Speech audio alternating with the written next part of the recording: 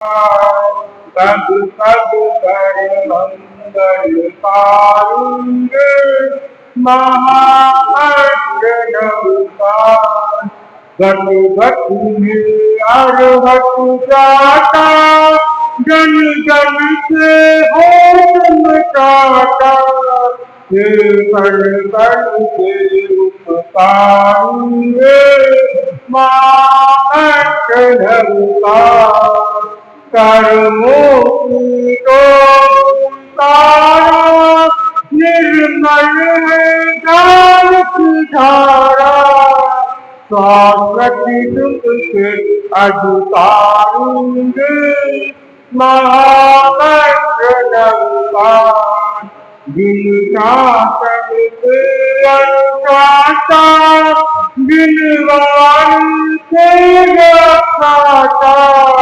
लाखों की नैया तारू रे महामंत्र नवकार आगम तत्वों के राजा विश्वों तुम अभिषेका हे उपाध्याय अधिकारी रे महामंत्र नवकार करजन कुकर में छोड़ा ममता बंधन को तोड़ा हे कंठ सदा सुखकारी रे महामंत्र नवकार पूर्वोपाचार कराए इसमें संसार कराए कटती कर्मों की बारी रे महामंत्र नवकार कर्म नाम है प्यारा सुख दुख ने सबल सहारा नित्युत जपते नर नारी रे महामंत्र नवकार कब कब कर मंगल पाई रे महामंत्र नवकार संकटि मोक्ष सुखकारी रे महामंत्र नवकार महामंत्र नवकार। अपनी बात कर रही थी महासती सीता के बारे में। सीता पक्ष में अकेली थी और सीता का रूप और लावण्य देखने के लिए नारद जी की कौन जाता है। उसकी खुली जटा बड़ी हुई दाढ़ी और इसकी वेशभूषा देखी सीता घबरा जाती है और सीता जोर जोर से चिल्लाने लगती। जब सीता जोर जोर से चिल्लाती है तो पहरेदार अंदर आ जाते हैं और नारद जी को बंदी बना लेते। उनको पता नहीं ये नारद ऋषि है और उसे बंदी बना के राजसभा में लिया जाता है। जब राजसभा में लेके जाते हैं राजा जैसे ही नारद जी को देखते अपने सिंहासन से खड़े हो जाते हैं, उनको प्रणाम करते हैं और उसे बंदी से मुक्त कर देते हैं। उसके मान सम्मान के समान मान सम्मान देके उनको श्राद्ध दिया जाता है और उनसे बार बार क्षमा याचना मांगी जाती है और कहते हैं कि हमें क्षमा कर दो, हमारी बेटी को पुत्री को पता नहीं था कि आप नारद ऋषि हैं। और फिर सम्मान उधर से उनको विदा दी जाती है। नारद जी वहां से विदाई देती। अब सीता की कल्पना करते हुए बदले की भावना लेते हुए वो वहां से निकल जाते हैं। मिथिला से वहां से रवाना हो जाते हैं और मन में बदले की भावना जग गई है कि मेरा घोर अपमान हुआ है, मुझे बदला लेना है। नारद जी अब इस बात को बात मान ली कि मुझे अपना अपमान का बदला लेना। अब वो इधर उधर ढूंढते मौका ढूंढते हैं कि अब कैसे बदला लूं। और कैसे बदला लूं, वो किससे जाके वो बोलूं, और जो मेरा काम हो जाए और सामने वाला भी काम। एक दिन बैठे बैठे चिंतन करते रहते हैं, तो उनके मन में भावना जगती है, ऐसा करता हूँ, मैं सीता का चित्र बना देता हूँ। नारद जी सीता को देख के आए थे, उनका रूप लावण्य सौंदर्य देख के आए थे, और बैठे बैठे सीता का चित्र बना देते हैं। अब चित्र बना के वो अब बदले की भावना से इधर उधर घूम रहे हैं, लेकिन उन्हें कोई रास्ता नहीं दिख रहा था कि मैं किससे जाके बोलूं और कैसे बदला लूं। एक दिन रत्नपुरी पर्वत पे पहुंच जाते हैं, वहां का राजा विद्याधारी चंद्रगति रहते हैं, उनका कुछ भावमंडल के पास नारद जी की पहुंच जाता है, और नारद जी की और भावमंडल की अच्छी दोस्ती रहती है, और उनसे बातें करते करते मन में भावना जग जाती है कि सीता के लिए ये बहुत अच्छा अवसर है, ये कुंवारा भी है, इसकी शादी भी होना बाकी है, क्यों ना सीता का चित्र उनसे दे दो, ये मोहित होकर सीता से शादी कर लेगा, मेरा काम भी हो जाएगा और बदले का बदला भी हो जाएगा। ऐसी बात मन में आती है, और अब चिंतन करके बात करते करते चिंतन में डूब जाते हैं नारद जी। तो महामंडल पूछता है, नारद जी को क्या हुआ, कहाँ डूब गए बातें करते करते। तो इतने ने कहते, कहीं नहीं, बस मैं अभी थोड़ी दिन पहले मिथिला गया था, और मिथिला में एक सौंदर्य देख के आया, जो ऐसा लगता है इंद्र जैसी इंद्राणी धरती पे उतर आई है, उसका उसका इतना सौंदर्य लावण्य है कि आगे जो औषधि कम करती है, इसका सौंदर्य निहार नहीं है। इतनी बात कहते ही भावमंडल कहता है, मैंने कभी सुना नहीं कि धरती पे इतनी सुंदरी कोई है। भावमंडल ये बात सुनता है तो आप क्या बात कर रहे हो, ऋषि कहते हैं क्या बात कर रहे हो, मैंने चित्र साथ में लाया हूँ, आप चित्र देखो, विश्वास नहीं होता तो चित्र देख के आपको विश्वास हो जाएगा। वो सीता का चित्र निकाल के दे देता है उसके हाथ में, और नारद जी खुश हो जाता है, मेरा काम तो हो गया, मैंने तो आग लगानी थी, आग लगा चुका हूँ, आप जलने दो इसे, और खुद ही अपना रास्ता ढूंढ देगा।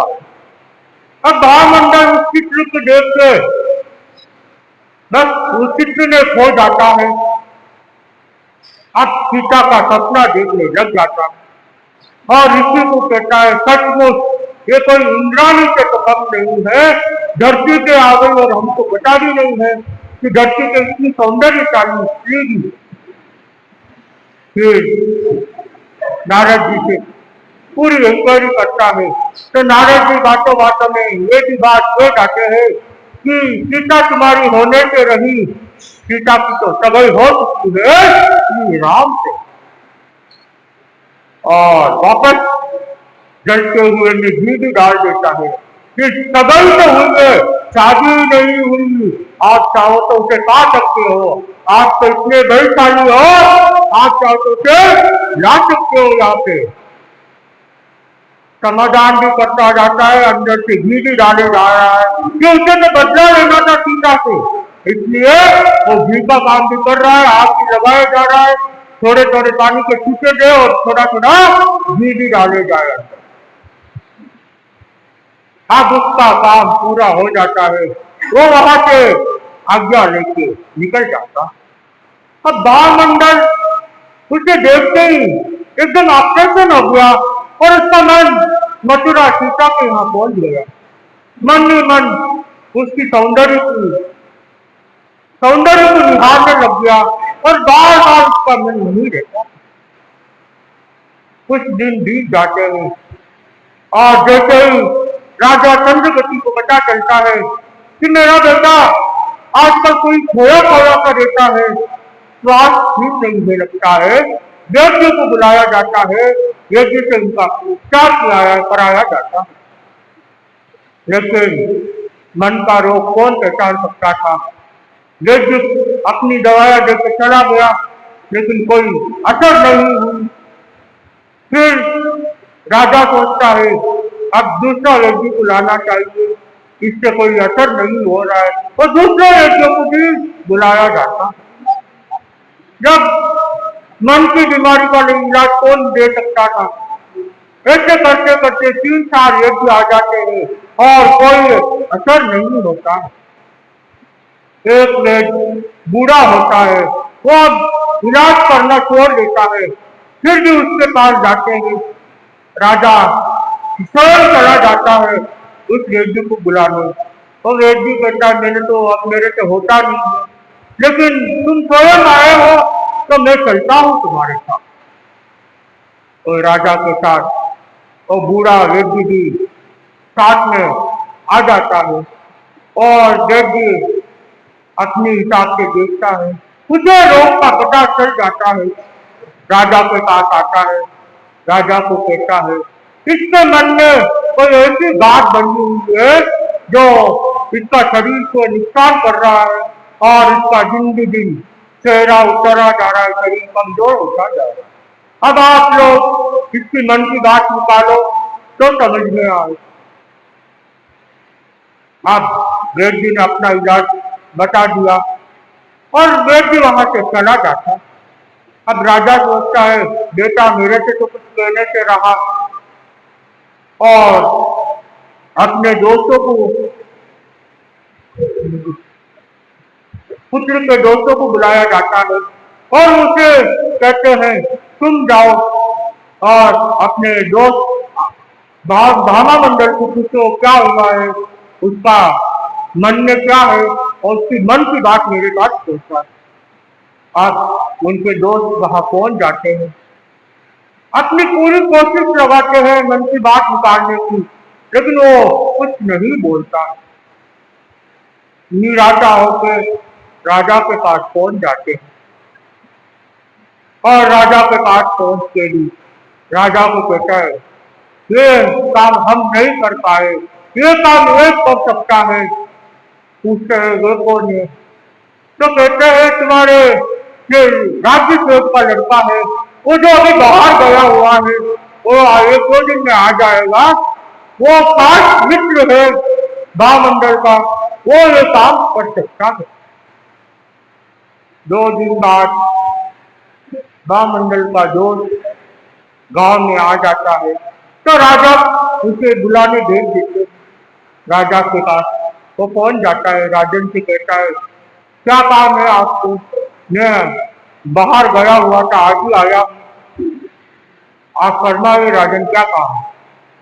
राजन पूरी घटना बताते हैं कि तुम्हारा दोस्त आप कितने महीनों भर से बीमार चल रहा है, उसके मन में क्या बात है समझ में नहीं आ रही है, अगर तुम ये काम कर दो तो बहुत बड़ा उपकार होगा तुम्हारा हमारे से।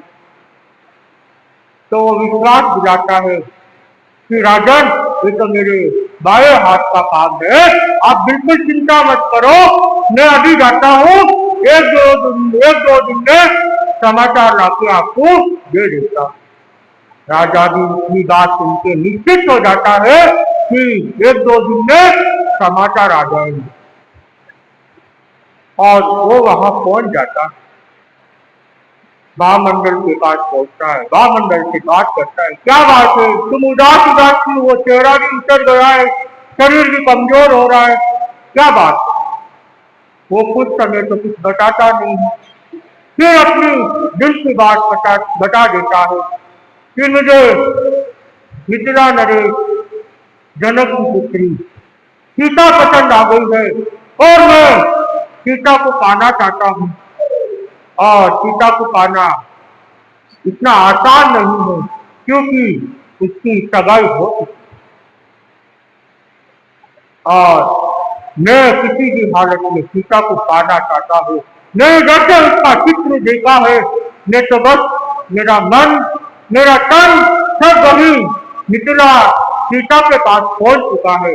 अब तुम भी कुछ करो, कि हम मैं सीता को कैसे पा सकता हूँ, तुमने कोई रास्ता निकालो।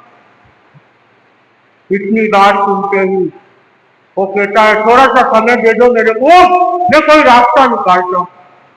और इधर राजा के पास पहुंचता है, राजा को खुशखबरी देता है कि मैं उसकी मन की बात जान चुका हूँ, मन की बात लेके पहुंच रहा हूँ। राजा भी खुश हो जाता है, चलो कम से कम एक मन में संतुष्टि हो गई, इसके मन में क्या है पता तो चल जाएगा, तो हम आगे की कार्रवाई कर सकते हैं। और उसका मित्र बात पूरी बता देता है। जब वो बात बताता है वो नीची बात है, ये तो हमारे दाएं हाथ का काम है, हमें अभी राजा मिथिला नरेश को यहाँ बुला देता हूँ और शादी की बात कर देते हैं।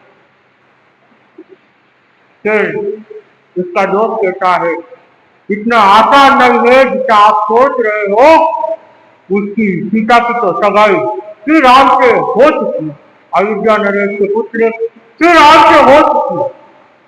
तो राजन कहता है सगाई हुई है, शादी तो नहीं हुई, अगर शादी भी हो जाती और मेरा बेटा कहता मुझे वो चाहिए तो मैं वो भी लेके आ जाता, अभी तो सगाई हुई है, शादी नहीं हुई है।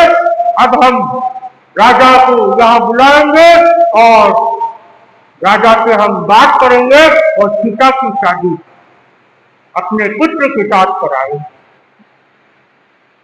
अब उसका दोस्त भी खुश हो जाता है कि चलो कम से कम इतनी तो तसल्ली हो गई कि सीता की शादी इसके साथ हो जाएगी। अब कल देखते हैं आगे क्या होता है, कैसी आगे बात बढ़ती है और कैसे राजा को मनाया जाता है। और हमारी घटना भी चल रही थी, मुनि दर्शन कुमार जी स्वामी रात के लगभग 2:08-10 के उनका शरीर एकदम शांत हो चुका था और मैंने सोचा महाराज की नींद आ गई है और महाराज उगाड़े सो रहे, सर्दी बहुत थी, मैं बोला कपड़ा उड़ा देता हूँ। जैसे कपड़ा उड़ाने चला गया उनका हाथ पकड़ा तो हाथ टूट गया, हाथ से मालिश की तो कोई हिलन खिलन नहीं लगी। तो मेरे मन में लगा कुछ ना कुछ बात हो चुकी है, अब मुझे संतों को भी डॉक्टर को बुला देना चाहिए। तो मैंने डॉक्टर और संतों को घर वालों को बोल दिया कि आवाज दे दो संतों को और डॉक्टर को फोन कर दो। और 5-7 मिनट में संजी बाजार गए, डॉक्टर भी आ गया और अध्यक्ष मंत्री सबको फोन करवा दिया था, सब आप पहुंचे और डॉक्टर साहब आते ही कह दिया कि ये तो 2 लोग हो चुके हैं। 5-7-10 मिनट जो भी हुए होंगे, क्या भी अभी हुए, ज्यादा टाइम नहीं हुआ। मैंने कहा 2 बजे तो मैंने बात 2 बजे लगभग मैंने बात की थी महाराज से, तो महाराज ने आवाज दी थी मेरे महाराज को, तो जब तक महाराज बोल रहे थे उसके बाद उनकी आवाज आनी, क्या पता स्वामी जी की कृपा हो, रात में मेरे में इतनी ताकत कहां से आई पता नहीं, सबको बुला दिया। और ये घटना मेरे सामने पहली बार ही थी, लाइफ में कभी देखी नहीं थी कि मृत्यु कैसे होती है, कौन संसार से जाता है, वो कभी हमने मेरे आंखों से कभी नहीं देखा था।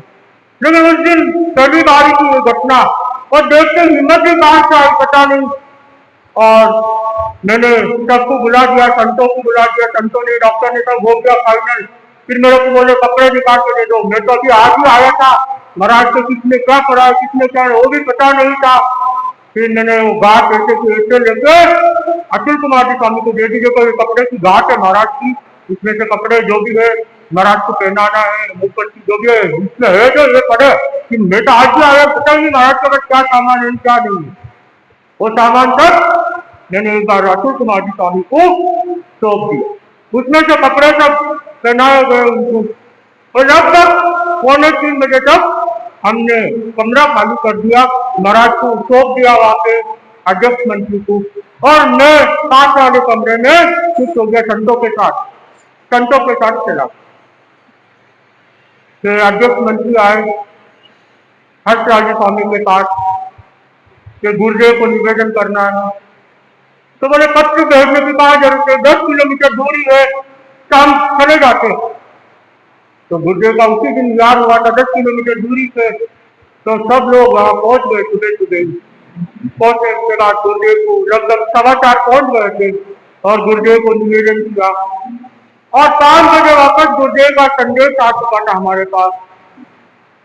मुनि मोक्ष कुमार जी धैर्य रखे और मुनि मोक्ष कुमार जी मुनि प्रसन्न कुमार जी के साथ हो जाए, उनके सेवक थी। और मुनि प्रसन्न कुमार जी के लिए भी संदेश आया हुआ थे कि आप कहाँ भी हो, जहां भी हो, वापस तेरा पंचनगर पधारे और मुनि मोक्ष कुमार जी को साथ में लेके। और मुनि रमेश कुमार जी स्वामी के लिए भी संदेश आया हुआ था कि जो भी सामान है, जो जो संत रख रहे उसके छोड़ के बाकी सामान लेकर लागू की ओर याद कर। अब सब संतों के पास अपने अपने हिसाब से समाचार आ रहे थे और सब संत धीरे धीरे वहां आने चालू हो। और लगभग 2 बजे ये कुंती का समय था और 2 बजे बाद जो जो सामान भुलाना था वो भुला दिया, थोड़ा बहुत सामान पड़ा था तो मुनि श्री हर्षराज स्वामी ने सामान पूरा मेरे सामने कर दिया और बोला ये सामान अब तुम्हारा है, महाराज का था, महाराज के सेवक की तुम हो, ये सामान तुम्हारा, ये सामान तुमको संभालना अभी। मैंने बोला महाराज मैं तो अभी नया हूँ, मेरे को पता भी नहीं कौन सा सामान रखना है कौन सा नहीं रखना है और मेरे को क्या जरूरत है क्या जरूरत नहीं वो भी मेरे को पता नहीं, मेरे को कुछ नहीं चाहिए, जब जिसको जो चाहिए तो ले लो। जिसको जो जो चाहिए था उन्होंने ले लिया। मुनिषी ने जब मेरे को वंदना, गुरुदेव ने वंदना करवा के उसी ने प्याला मेरे को बख्शाया था मुनिषी। मैंने बोला ये प्याला मेरे को दे दो, मुनिषी ने मेरे को बख्शाया था उस समय, तो एक यादगार को वो प्याला मेरे को दे दूंगा, तो वो प्याला मैंने रख लिया था। तो बाकी का सामान जो जो जिसको चाहिए था ले लिया, बाकी सब लागू रवाना कर। अब आप कल सुनेंगे आगे क्या हुआ कैसे हुआ। इसी के साथ ओम है।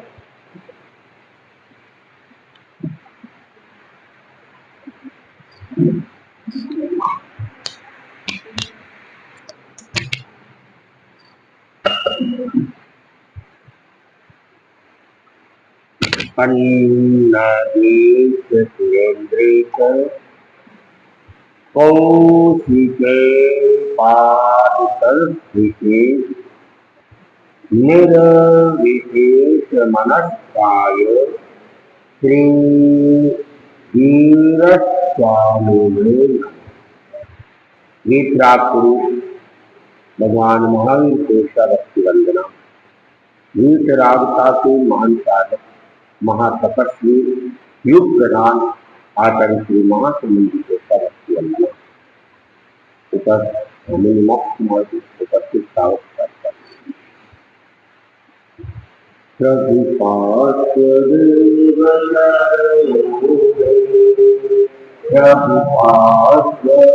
उपस्थित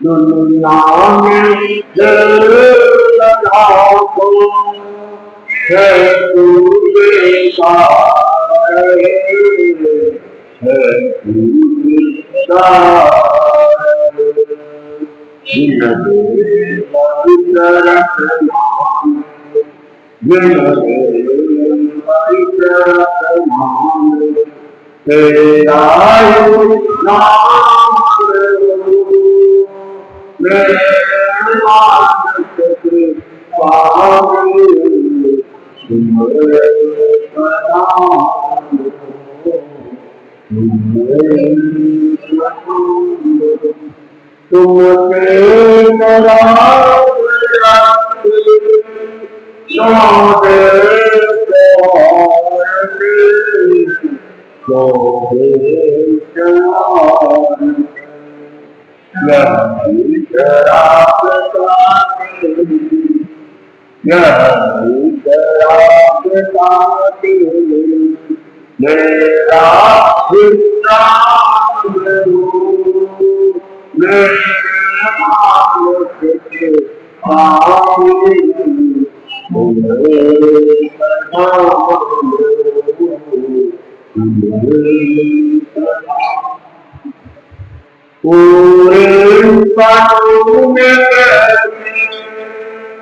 उपकार से लाओ, उपकार से आओ, शरणों में बड़े मनैया, शरणों में बड़े मनैया, यह मेरी प्राण हो, निर्माण के स्वामी, तुम्हें सलाम हो, तुम्हें सलाम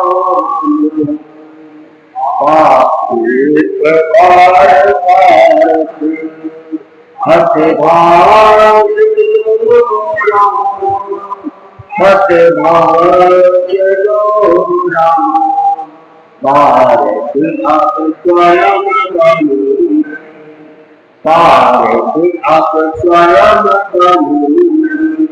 बस ऐसा मेरे मानस के पानी, तुम्हें सलाम हो, तुम्हें नस नस में बस रही हो, रस जो करे, रस जो करे, भगवान भक्त तुलसी, भगवान भक्त तुलसी, तुम्हारी राम हो, मेरे मानस के स्वामी, तुम्हें सलाम हो, तुम्हें सलाम हो, सब पास सब पास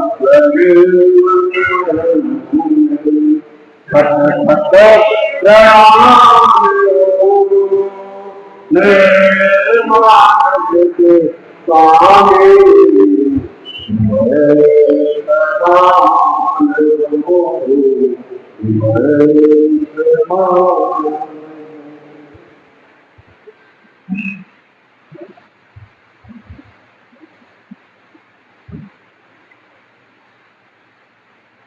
ज्ञाता धर्म कथा का पहला अध्याय और मुनि लेख, राजकुमार लेख की दीक्षा हो गई, वह मुनि लेख बन गया और दिन तो उसका अच्छे ढंग से व्यतीत हो जाता है। लेकिन रात को जब शयन की बारी आई तो रत्नाधिक संतों के क्रम उसका नंबर आता है और वह नंबर ठीक दरवाजा के पास में आता है। और रात को संत कोई स्वाध्याय के लिए, कोई उपचार प्रश्रवण के लिए, कोई ध्यान के लिए गमनागमन करते हैं और उस समय अंधेरे के कारण से पूरा नहीं दिखाई देने के कारण कोई मेघ कुमार के हाथों को बार बार टच कर रहा है, कोई पैरों को टच कर रहा है, कोई पेट के ऊपर कर रहा है, कोई उसको लांग के जा रहा है और इसके कारण से मेघ कुमार को रात भर नींद नहीं आई और बड़ा परेशान हो गया। तैणम तस्तनेहस्य कुमारस्य अयमेयारुवे अजत्तिये चिंतिये पत्तिये मनोगये संगप्ते समुपज्जित्था एवं खलु ओम तैयत्र रन्नो उत्ते दारिण्ये देवी अत्तये मेहे उत्ते संते किये मनुन्ने मनाने हेज्ये एतानियो सम्मय बहुमय अनुमय खंड करंड समाणे रैणे रयणमुनि जीविये उच्चाकये हिये नंदी दरणे उम्बर उत्तम गौकुल्हय सवनाय तम दया नम अहम अगार मज्जावसानि शयानम ममम समाना मुग्धंता आरयन्ति पर्यानन्ति सत्कारयन्ति सम्मानयन्ति अत्थाई भूमिन वसिनाइन कारणाइन वागरणाइन आयच्छन्ति इच्छाइन संताइन बद्धुहिन आलवन्ति कलवन्ति जप्प दीन शरणम अहम मुंडे भविष्या अगाराव अंगारियम भोगवै तप्प दीन नम ममम समना मुद्दंता नो परियोदायन्ति नो पर्यायन्ति नो सत्कारयन्ति नो सम्मानन्ति नो अत्थाई भूमि वसिनाइन कारणाइन वागरणाइन आयच्छन्ति नो इच्छाइन संताइन बद्धुहिन आलवन्ति ललसंवलति अदुत्रम च ममम समनान्वितंताराव कुवरत्तावर काल समयंती वायनाय पुच्छनाय परिक्षणाय ब्रह्मणु की चिंताए। अब कुमार चिंतन करता है। कुमार मेघ के मन में इस प्रकार का आंतरिक चिंतित अभिलषित मनोगत संकल्प उत्पन्न हुआ है, मैं राजा श्रेणिक का पुत्र और धारिणी देवी का आत्मज मेघ उन्हें इष्ट शांत प्रिय मनोज्ञ मनोहर स्थिरतर विश्वसनीय सम्मत बहुमत अनुमत और आभरण करंडक के समान रत्न रत्न जीवन उच्छ्वास हृदय को आनंदित करने वाला और उदुम्बर पुष्प के समान श्रवण दुर्लभ हुई। अब वो कुमार सोचने लगा कि मैं क्या हूँ, राजा सैनिक का पुत्र हूँ और धारिणी देवी मेरी माँ है और मैं उनके क्या है प्रिय था, मनुष्य था और मेरी वहां पे जो सम्मान्य स्थिति थी वह अब यहाँ पर जब मैं गृहवास में था तब ये श्रमण निर्गण मेरा आदर करते थे, मेरी ओर ध्यान देते थे, मेरा सत्कार करते थे, सम्मान करते थे और हेतु प्रश्न कारण और व्याकरण का आख्यान करते थे, इस और कांत वाणी से आलाप संलाप करते थे। जिस समय से मैं मुंड हो आगार से अंधारता में प्रवर्तित हुआ हूँ उस समय से ये श्रमण निर्गण न मेरा आदर सत्कार करते हैं, न मेरी ओर ध्यान देते हैं और न मुझे सम्मान करते हैं, न अर्थ हेतु प्रश्न कारण और व्याकरण का आख्यान करते हैं और न इस एवं शांत वाणी से आलाप संलाप करते हैं। तो अब वो चिंतन कर रहा है कि जब मैं गृहवास में था, गृहस्थ था, तब तो ये जितने भी श्रमण निर्गण थे साधु है मेरा खूब ध्यान देते थे, आदर सत्कार भी करते थे, सम्मान भी करते थे, मेरे साथ में बातचीत करते थे, मुझे तत्वों की जानकारी देते थे और सुंदर और प्रिय शब्दों से मेरे साथ वार्तालाप वगैरह करते थे। लेकिन जब से मैं दीक्षित हुआ हूँ न तो ये मेरा सत्कार सम्मान करते हैं, न आदर करते हैं, न मुझे कोई तत्व की बात बताते हैं, न मुझे इस या प्रिय वाणी से मेरे साथ में व्याख्या या बातचीत करते हैं। ये श्रमण निर्गण रात्रि में पूर्ण रात्र में वाचना प्रश्ना संवर्चना धर्मानुयोग का चिंतन और उपचार या प्रश्न होते आते जाते हैं, ऊंचे मेरे और को छू जाते हैं, ऊंचे पाँव को छू जाते हैं, ऊंचे सिर को छू जाते हैं, ऊंचे पेट को छू जाते हैं, ऊंचे शरीर को छू जाते हैं, ऊंचे मुझे लांग पर जाते हैं, ऊंचे बार बार लांग पर चले जाते हैं, ऊंचे अपने पैरों की रजों से मुझे धीरे लिप्त कर जाते हैं। इस कारण से इतनी लंबी रात में मैं आंख नहीं मिल सका। और वो सोच रहा है कि साधु ये रात के समय में कोई तो वासना करने के लिए, कोई किसी से कुछ पूछने के लिए, कोई अपना विचारणा करने के लिए या धर्मानुयोग के लिए अथवा उपचार प्रश्रवण के लिए इधर उधर जा रहे हैं और मुझे मेरे शरीर को अनेक अनेक प्रकार से वे टच कर रहे हैं या मेरे शरीर के ऊपर धूली उड़ा रहे हैं और इसके कारण से मैं क्या है, आंख भी नहीं मूंद पाया हूं। अतः मेरे लिए उचित है मैं ऊषा काल में तो फटने पर यावत सहस्त्र रश्मि दिनकर तेज से दादन्यमान सूर्य के पीछे ऊपर आ जाने पर समण भगवान महावीर से पूछ पुनः घर में चला जाऊं। वह ऐसी संप्रेक्षा करने लगा। संप्रेक्षा कर आठ दुख से आठ और कामना से आठ मानस वाले लोग में नरक के समान वह रात बिताई। तो वो सोचने लगा कि जब सुबह हो जाएगी, सूर्य जब थोड़ा ऊपर आ जाएगा तो मैं क्या करूंगा, भगवान के पास में जाऊंगा और भगवान को पूछूंगा, भगवान से आज्ञा लूंगा और आज्ञा लेकर मैं क्या करूंगा, अपने घर चला जाऊंगा। और इस प्रकार वह रात को चिंतन कर रहा है और आर्त जान कर रहा है और आर्त जान करते हुए वह अपनी रात जैसे कोई नरक के अंदर व्यक्ति दुख भोगता है उस प्रकार वह दुख भोगने लगता है।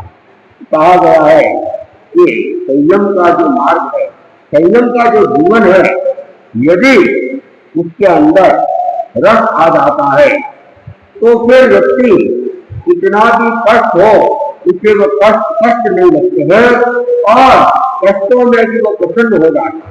और जब संयम के अंदर व्यक्ति का मन नहीं लगता है तो फिर वह उसे हर जगह कष्ट की अनुभूति होने लग जाती है। और दक्षिणकाली पागम में तो ये भी कहा गया कि जो व्यक्ति संयम के अंदर अनुरक्त हो जाता है वह देवलोक के समान सुखों का अनुभव इसी संयम जीवन में कर लेता है। और जो व्यक्ति दीक्षा लेने के बाद उसका संयम के प्रति निष्ठा नहीं रहती है तो उसे यहाँ पर नरक के दुखों की भी अनुभूति होने लग जाती है। तो मैं कुमार जो अभी पहली ही रात्रि है और पहली ही रात्रि में अपने आप को आठ जान के अंदर ले आया और जैसे कोई नरक के अंदर वो दुख भोग रहा हो वैसा चिंतन करने लगा और चिंतन करके अब वो भगवान के पास में जाने का चिंतन कर रहा है। भगवान से आज्ञा लेकर घर जाने के बारे में सोच रहा है। तो अब उनके रात पूरी होने लगते हैं और आगे तक वो कैसे भगवान के पास जाता है, कैसे अपनी बात रखेगा और भगवान कैसे उसे संयम के अंदर स्थिर करने का प्रयत्न करेंगे।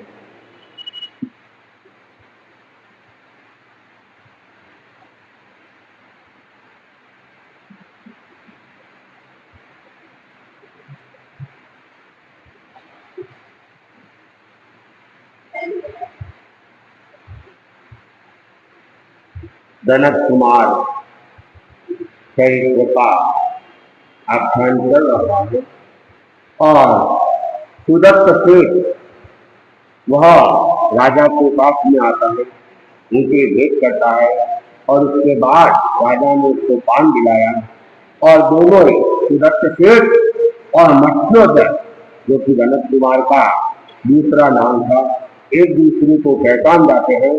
और सुदत्त को अब खतरा लगता है कि राजा को उसने अगर सारी बात बता दी तो राजा मेरे साथ पता नहीं क्या व्यवहार करेगा, मेरा धनमाल तो हटेगा ही हटेगा, कहीं मुझे फांसी के ऊपर नहीं दे दे।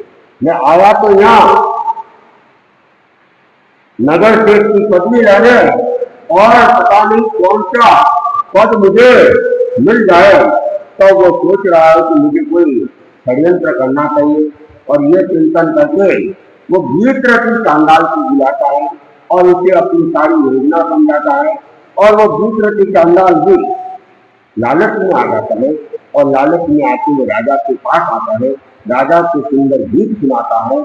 और जब गीत से प्रसन्न हुआ तो राजा ने भीतरती चांडाल को भी पान करने के लिए कहा और जैसे ही वो मत्स्योदय पान देने के लिए आता है तो वह भीतरती चांडाल अपना षड्यंत्र प्रारंभ कर देता है, इसके हाथ को पकड़ता है और जोर से उसको देखने लगता है कि जैसे वह पूर्व परिचित हो।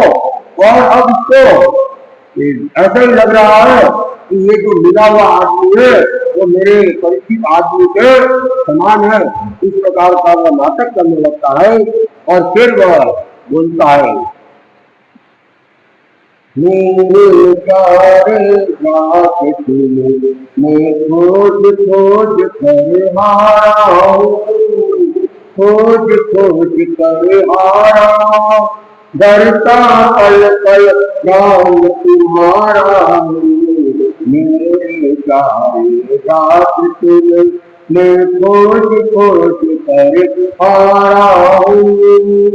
इतने गए कहाँ पर विस्मय हमारे, विस्मय हमारे है, विरल आकाशी व्याकुल रहते सारे बिना तुम्हारे है, सारे बिना तुम्हारे है।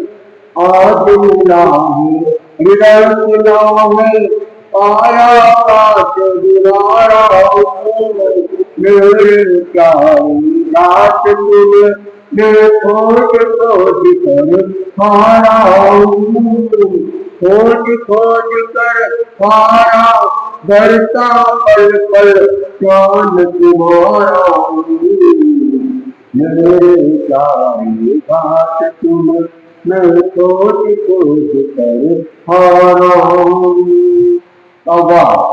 गीत रति चांडाल पहले तो नीचे ऊपर से नीचे तक गहराई से देखता है, देखने का नाटक करता है और कहता है, मेरे प्यारे भाई तुम अरे कहाँ चले गए थे, मैं तो तुम्हें कितना कितना खोज रहा हूँ और निरंतर तुम्हारा ध्यान हमारे मन में रहते हैं। सारे परिवार वाले तुम्हें याद कर करके क्या हो रहे हैं, नीरज व्यथा से दुखित हो रहे हैं।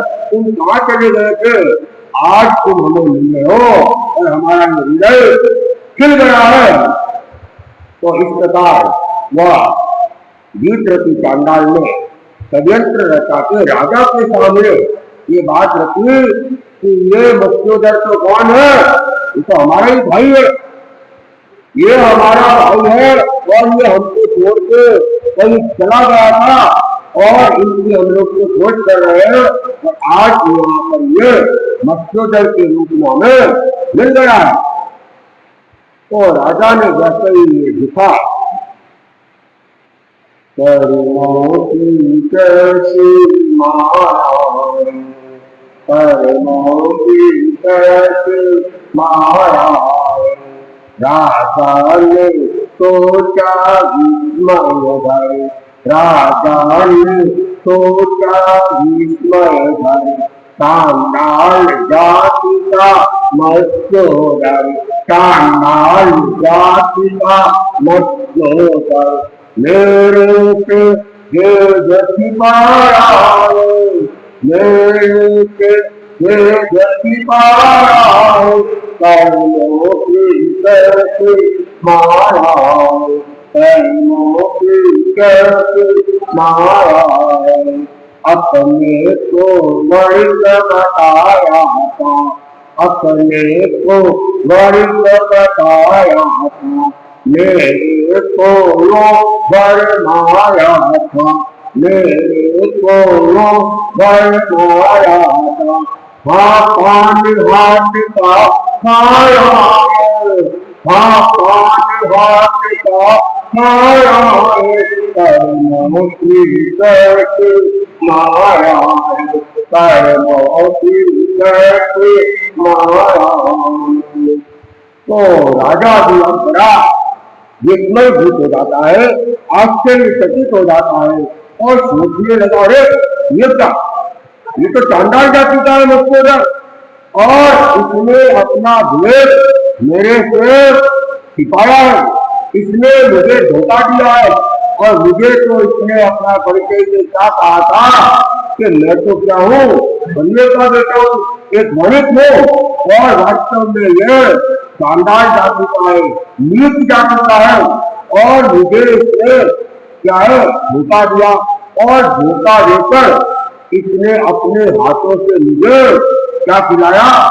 पान खिलाया है, और मुझे भी मेरे धर्म से भ्रष्ट कर दिया। अब तो राजा एकदम लाल पीला हो गया। राजा का गुस्सा आना स्वाभाविक था। तो उस जमाने में जाति प्रथा का ज्यादा ही बोल डाला था, और जो निम्न जाति होती थी, क्षुद्र जाति होती थी, उनके हाथ का खाना तो बहुत दूर, उनके कपड़े का भी कट हो जाता। तो अपने आप को मानता अपवित्र हो गया हूँ, वापिस क्या करनी पड़ेगी? स्नान करने पड़ेगी, कपड़े को धोना पड़ेगा।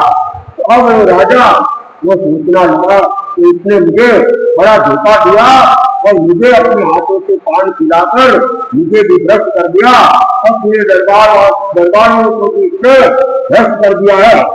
अब वह राजा एकदम गुस्से में आता है। तू कितना रे पूछा है तत्काल, तू कितना रे आके करके लाल, तू कितना रे कौन? अरे तू बतला जब तक, वरना साएगा मस्तक कटे, सच सच कर दे हाल, तू कितना रे पूछा है तत्काल, तू कितना रे राजा एकदम कुपित था, और आंखें उसकी लाल हो चुकी थी, और उन्होंने तत्काल बिना देरी के पूछे, अरे कौन है तुम? और सच सच बता दे, अपना सही सही परिचय बता दे, और नहीं तो तलवार से अधिक तत्काल तुम्हारा ये फिर घर से अलग कर दूंगा। अब तो गुस्सा राजा का देखा तो मस्कोदर एकदम तो हिल गया। और फिर राजा महाराजाओं का जमाना था, राजा जब कुछ हो जाए तो कोई भी कदम किसी भी समय उठा सकता है। तो वह धनक कुमार, उसने भी देखा इस नीच रति चांडाल ने तो मुझे बुरा बता दिया, मैं तो इसको जानता तक नहीं हूँ, और ये मुझे अपना भाई बताकर राजा के नजरों के अंदर मुझे नीचे गिरा रहा है। और जनक कुमार समझ जाता है ये कोई न कोई षड्यंत्र है, और इस षड्यंत्र के द्वारा मुझे फंसाया जा रहा है। तो वह जनक कुमार वह साहसी तो था, धैर्यवान भी था, और वह तत्काल संभल जाता है, और उसने अपनी बुद्धि का प्रयोग कर लिया।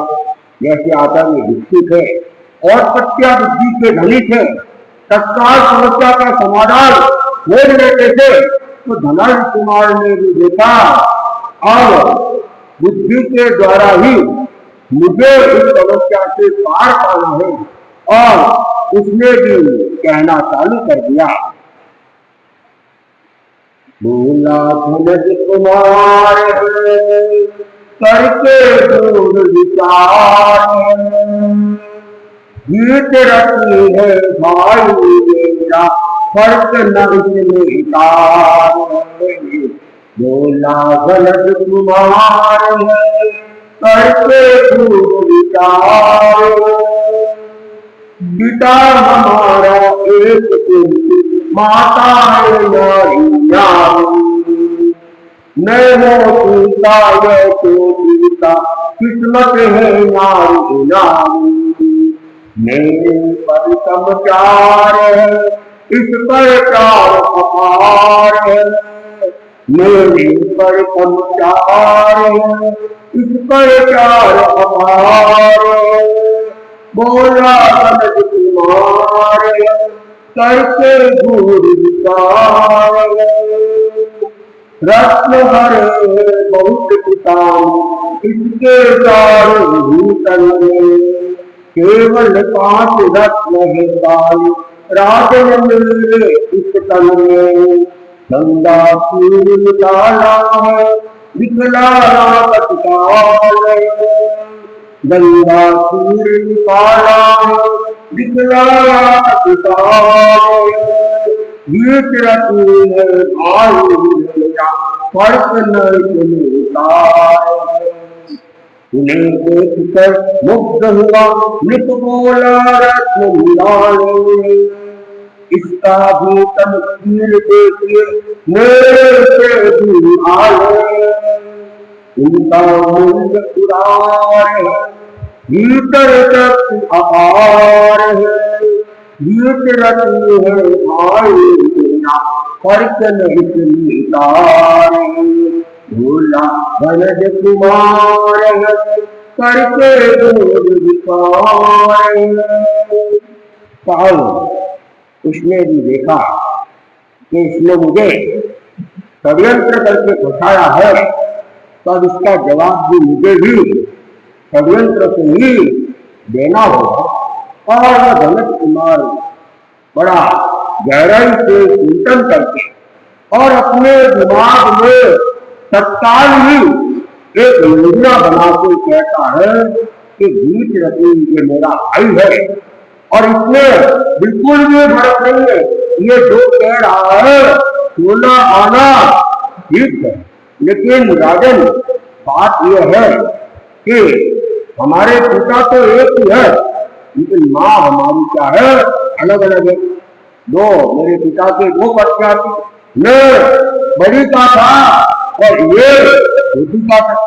और राजन मेरे पर पिता का प्यार कम था और मेरे भाई के ऊपर छोटे में भाई पर पिता का प्यार बहुत ज्यादा था। और हमारे पिताजी के पास में धन था, धन था, लेकिन मुझे तो थोड़ा सा ही धन दिया पिता ने और इसके ऊपर प्यार ज्यादा था तो इसको बहुत ज्यादा धन दिया। और मेरे शरीर में पिता ने क्या किया, 5 रत्न मेरी गंगा के अंदर रखे और इसके तो पूरे शरीर के अंदर ही रत्न ही रत्न, और मेरे शरीर में जो रत्न रखे ये तो सामान्य रत्न है, ज्यादा कीमती नहीं है, लेकिन इसके शरीर के अंदर तो जो रत्न रखे गए ये बड़े ही आने निराले हैं और बहुमूल्य है। मेरे इन रत्नों के सामने तो उनके जो रत्न है वो अपने आप में कई गुना ज्यादा मूल्य रखने वाले हैं।